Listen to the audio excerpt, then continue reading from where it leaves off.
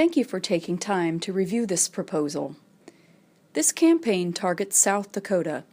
The state PolarisProject ranks as the worst in our nation for protecting victims of human trafficking and punishing the criminals who victimize them. The team who developed this campaign brings diverse experience and energy to the project. Scott Miller is a Community and Government Affairs representative. Stephen Pomeroy is a communications consultant who has advocated for LGBT issues. Olivia Walker is a veteran, and I am Amy Hill, Communications Director for the Pennsylvania Catholic Conference. This campaign presents analysis and recommendations that will lead to stronger anti-trafficking laws in South Dakota. It will also equip new groups to join the fight against this heinous crime and drive increased calls to the National Human Trafficking Resource Center. Our goal is to move everyone in the United States closer to the dream, free at last.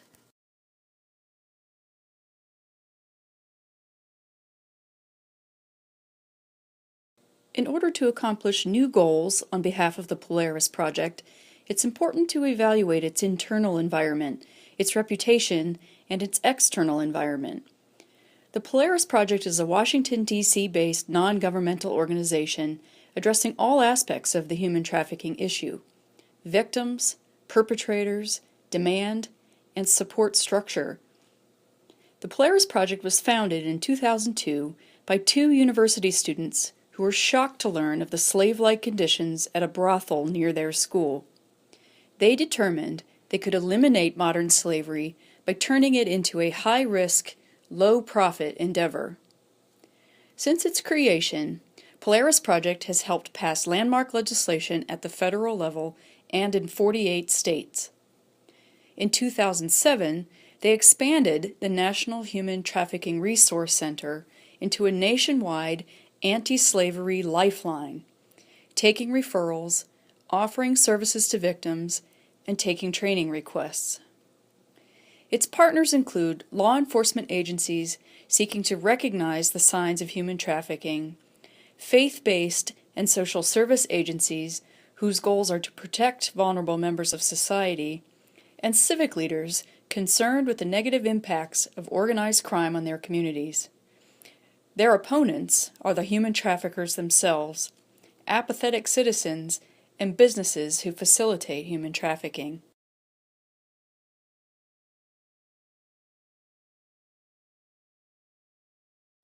For the last several years, South Dakota has been ranked last in all 10 categories of law that create the fundamental legal structure to assist victims and appropriately punish offenders. South Dakota is the only Tier 4 or highest risk state in the United States. Call volumes to the National Human Trafficking Resource Center from South Dakota are low. The calls received indicate a high probability that human trafficking has occurred.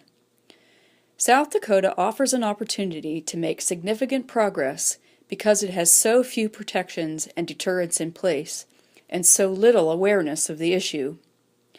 It must be noted that call volume is not an indication of the size of the problem, merely a signpost to the need for more work to be done.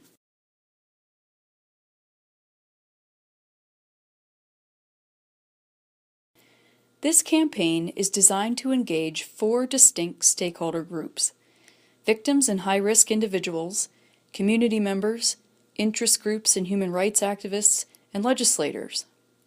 Stakeholders include men, women, children, the LGBT community, law enforcement, social workers, faith leaders, elected officials, business leaders, college students, and others. Human trafficking affects many.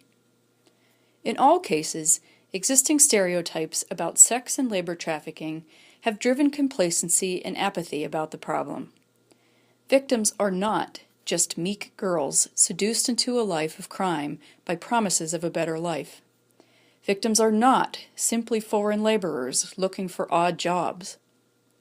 Sleepy and relatively crime-free rural communities provide an excellent cover for human trafficking operations. And we need your natural allies in faith-based and human rights groups as well as the state legislature, to fight human trafficking with increased awareness and tougher laws.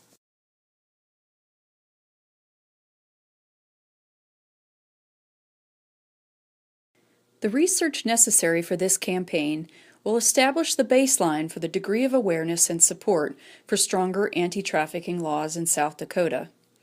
Our aggressive secondary research includes benchmarking and communications audits. Our primary research will be both qualitative, in the form of focus groups and depth interviews, and quantitative, including a telephone and intercept surveys. Mid-campaign research will revisit our campaign objectives to quantify our results. We will also perform a content analysis to judge the frequency, placement, and tone of media coverage.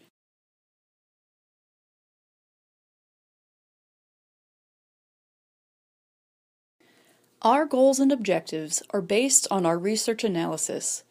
Our first goal is to improve South Dakota's PolarisProject rating by strengthening its legislation. We will do this by growing a grassroots movement that puts the issue on the public agenda, then supporting that movement with traditional media, social media, and face-to-face meetings between victims and legislators. Our second goal is to raise awareness of human trafficking among key stakeholders in South Dakota, including law enforcement, social workers, elected officials, and the public.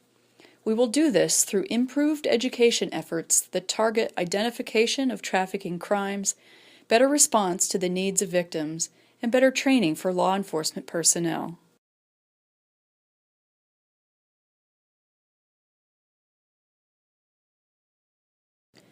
Our strategy for making South Dakota a more hostile place for human trafficking is based on important sociological research, relevant communications case studies, relevant communications theory, and the historic civil rights movement of the 1960s. Dr. Martin Luther King Jr. provided a blueprint for how to raise awareness for human rights and achieve legislative action. His blueprint included attracting new recruits, sustaining commitment, generating agenda-setting media coverage, using diffusion and adoption theory to mobilize publics, constraining options available to opponents, and shaping public policy. Our proactive strategies to engage the media and the community will include activism, audience engagement, special events, coalitions, as well as publicity and transparent communication.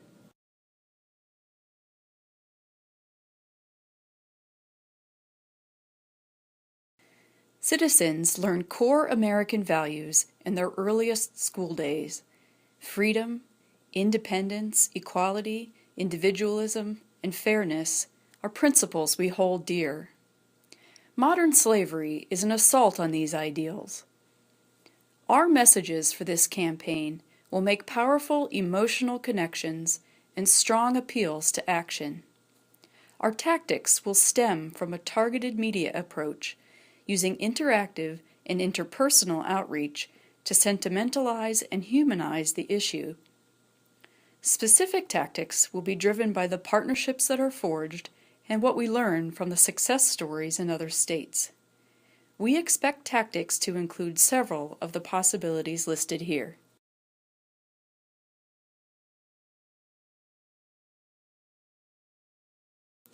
This campaign plan includes a timeline that begins in April 2014 and identifies activities through March of 2015.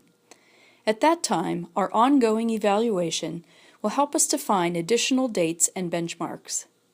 The experience we have in next year's legislative session will be instructive as we set new objectives for 2016 and 2017.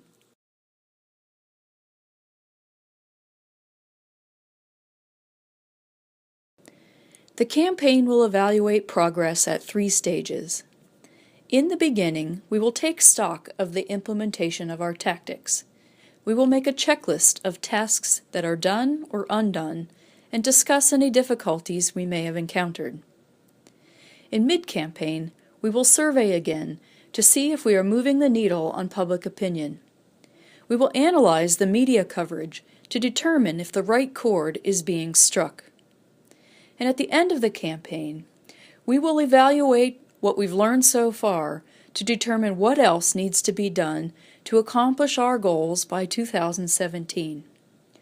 But our true test of success will be new laws and lives saved.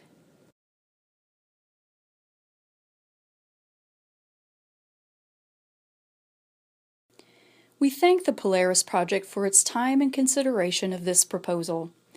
We hope you see the strength of our commitment and our passion. More than that, we hope you sense our belief that solid research and a campaign grounded in time-honored communication theory will make South Dakota a safer place. The civil rights movement brought great and positive change, but Dr. King's dream is not yet fully realized. This is a new era with new challenges. Polaris Project will build on his dream, and one day all men and women will indeed be free at last.